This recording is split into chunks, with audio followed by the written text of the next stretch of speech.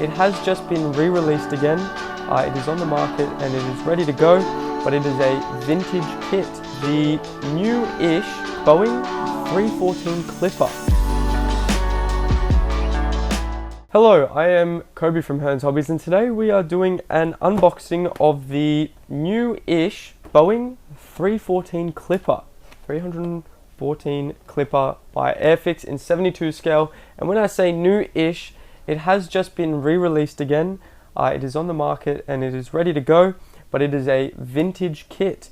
So here we have a vintage box art of the Boeing Clipper on the front, indicating that this is in fact an older kit. And we also have Vintage Classics on the left hand side over here under Airfix. And it has been it was announced that they were bringing back this kit as a part of the Vintage Classics range, and we should see more in the future. But this is the one that has come out most recently. So let's take a look inside and have a look what we will be getting in this kit. See if it's as exciting as everyone has hyped it up to be. Alright, so a nice little size box. Oh, 144 scale. My apology, I did say 172, but this is a 144 scale model. My scale, I love 144.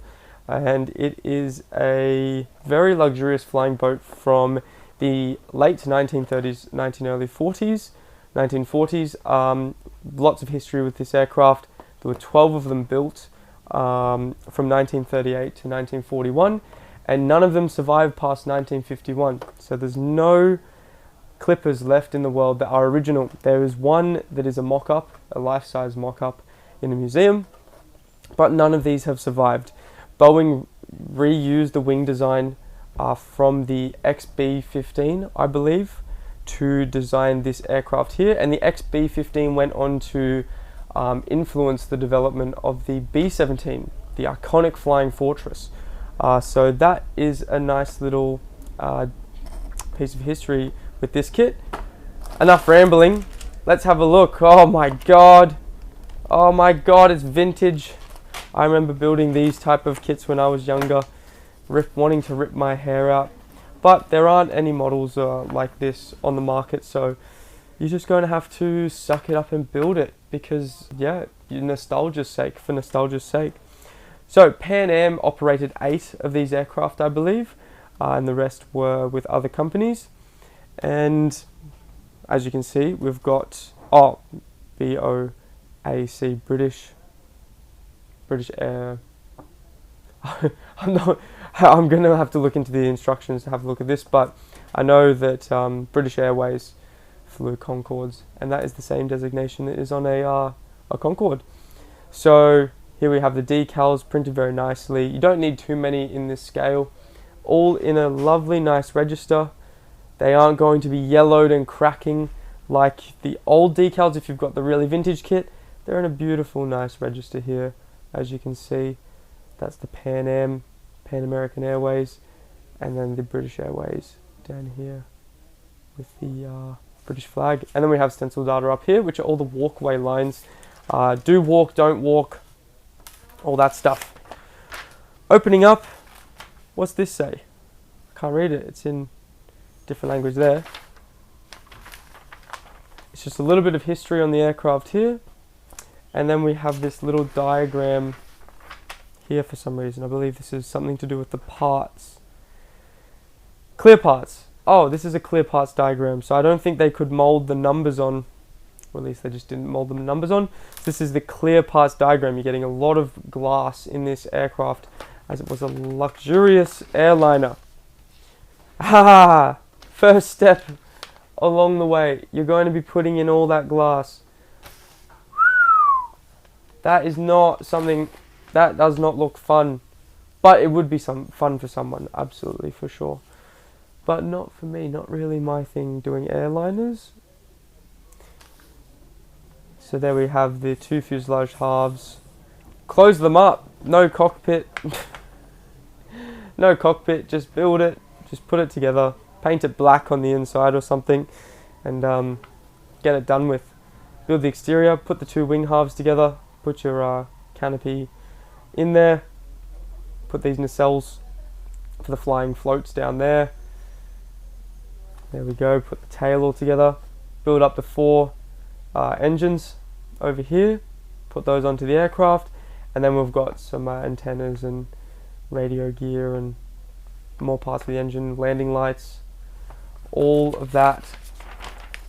I was going to say I don't think there could be much left, but looks like you get a stand. Nice little option for this. Now the thing with these is you can do really nice paint schemes on these. I think that's the biggest selling point for some of these vintage classics range. None of them are round unless you're buying the really old stuff, and you can do some really nice schemes on these aircraft. There aren't many models of this type of aircraft, so here we have the scheme for Dixie Clipper, a Pan-American World Airways. So this was the biggest aircraft produced at the time in the late 1930s. As I said, 12 were built.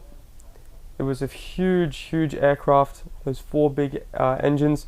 It could cross the Pacific, I believe, and it opened up travel. Whoa! We're getting into military here. Bristol British Overseas Airways. Bristol Overseas Airways Corporation, BOAC. I knew it was going to be in here somewhere. Southwest England. It's in a camouflage colour. Could be getting into military areas here. Research note. I'm just going to zoom in on that and you can read it if you like. There we go. Previous issues of this kit featured the Berwick in a camouflage scheme of dark green and dark earth and sky. Contemporary and original colour pictures indicate that the camouflage colours were the temperate sea scheme of extra dark sea grey and dark slate grey. The aircraft were most likely painted with US equivalents as they were delivered to British Overseas Airways Corporations from America, but based on the photos we have quoted the British colours as they appear to be a very close match. The aircraft underwent constant repainting, leading to patchwork of finishes. Also, the painting of each of the BOAC's clippers was done individually, leading to varying camouflage schemes. For this release, we've changed the BOAC aircraft to the Bristol, not the Berwick. There we go. So, lots of opportunity to do lots of painting modulation on this aircraft as they were touched up. These were amphibious aircraft, predominantly operating out of salt water, so you can just imagine absolutely how much of that paint was coming off as they were coming into land. They were painted black on the underside of that American Silver Clipper. Now let's hack into here. I need a new blade. Okay, so it's molded in the newer type of Airfix plastic, which is nice. Not as much flash as usual, but let's have a good look and a dive into this. Here's your stand molded in clear with the old Airfix style logo on there, which is a nice little touch. Oh. I remember when they used to come like this. Having said that, you've got some really nice raised detail. So all of the vintage classics have got raised detail. That was just a very common occurrence at the time. As you can see, lots and lots of nice fine raised detail. So they must have done a tiny bit of work on this. As you can see, there's no exceptional amounts of flash coming off of this model, which was just so typical of Airfix at the time. Here we go. Very, very nice molding quality. You can drill those bits out if you desire. They're the 4 parts of your wing. You can move over to the fuselage. Ah, wonderful. Crisp. It's not like janky, too over scale. It's nice. Even the glass, I was just complaining about it, but I think that glass will slot in really nicely. Interesting Airfix, well done. I mean, yeah, you're going to get these big chunks out of the bottom here where the original molds were. I used to do the same. I used to bend the plastic to break off really big parts, especially on these Airfix kits. But really nice. Look at the nice size, 144 scale. can probably pose that door open if you want, do a bit of scratch building into the interior.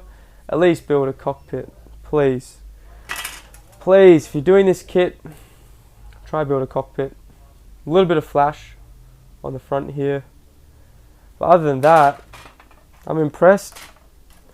I'm impressed, and I'm not easily impressed. You get a propeller on each of these sprues here. I've got the tail here, tail components, all of the engine cylinders on here.